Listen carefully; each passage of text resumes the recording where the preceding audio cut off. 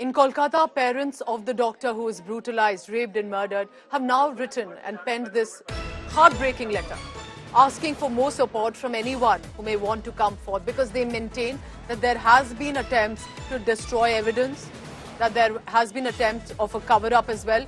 We've of course concealed the identity of the parents as per guidelines, but it's very important that the content of the letter that we are putting out, it appears to be specifically addressed to teachers, because it was Teachers' Day, thanking them, gratitude for them for training their daughter in the manner that she would become a doctor, but sadly could not live the life that she intended and aspired for. I quote an excerpt from the letter, which is addressed to all, basically, society at large. The letter says, even after this heinous incident, all arrangements were made to destroy all evidence by the hospital authorities and administration. They are seeking support from one and all to come forth and be a part of this campaign for justice. Remember, the only child, and they lost her in such a horrific manner. Anupam Mishra joins me for the latest coming in. Anupam, tell me more about the contents of the letter. Why has the mother written it specifically now? What is she aiming for? What does she have an appeal from the society in this case now?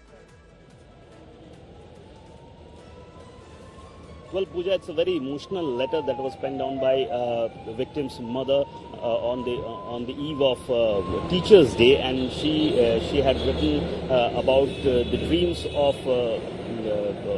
the victim, and she has said that stated that the victim wanted to become a successful doctor. Her dream was to acquire as many degrees as possible and to treat patients. And we know that the victim was very much involved in taking care of patients. She was very humble, and those things were written in the letter. And she had also sought support from civil society, which are doing protest and demanding justice. And she has also thanked the teachers who have given her good teachings. So these are the very emotive kind of words she has used in the letter, and she has penned down it on Teachers' Day. So this is a kind of thing which moves everyone.